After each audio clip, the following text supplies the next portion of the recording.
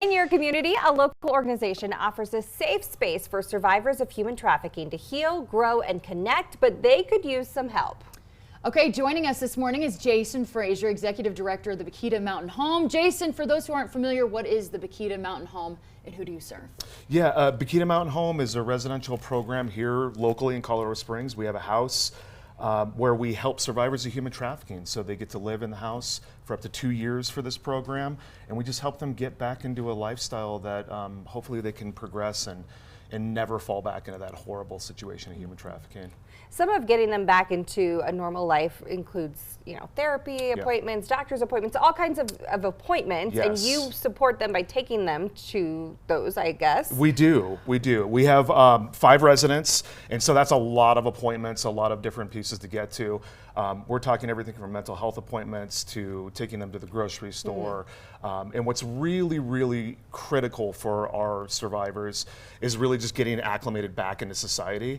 And so a lot of it is we have them do 3 activities a week, and that could be anything from hiking to, the latest is they want to go to one of those rooms where you just like bust stuff up. Yeah, rage rooms, right? Me and my girlfriends were actually just talking about a rage room like last week. Yeah, and I really didn't know about it until one of our staff said, "Hey, they really want to go do this," and I said, "Only if I can go," because it's awesome. But it's a lot of time, it's a lot of manpower, and right now we have a small staff and volunteers, and that's who takes everybody to these appointments. And so it's something that our campaign, Vanpaign is what we're calling it. We tried to come up with a clever name. I don't know if that's clever or not. It is clever. You're trying to raise money for a van, right? We are a van, some SUV, something, but Vanpaign instead of campaign seemed to flow a little, I guess. But we're really trying to raise funds. At the end of the year, most nonprofits do a year-end campaign.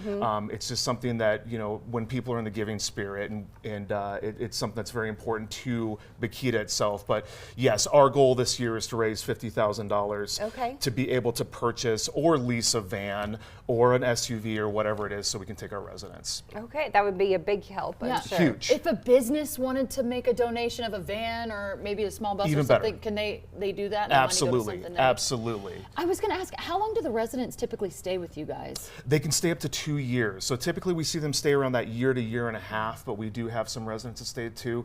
And then when we do have somebody graduate from the program, there is such a demand, unfortunately, and so many referrals that come in that the house is always full. Wow. Yeah. Wow. How can people support, and are there other ways that your organization needs support? Absolutely. So simplest thing, BakhitaMountainHome.org is the simplest way to go and find any information, how to donate, or if somebody is interested, a business is interested in, they may have a vehicle they want to donate, whatever that looks like. And then everything from volunteering. Our residents really a lot of times need support. So if it is somebody wanting to volunteer to maybe give a ride or volunteer, we have people that give haircuts or come in and teach gardening, those kinds of things. Everything is on the website, BakhitaMountainHome.org. Okay, great information way. We'll be sure to post the link to your website as well. Thank you so much, and let's get you a van. Yes, let's do it. Let's do it. All right. Now it's 7:24. We'll be back with more news and weather right after this.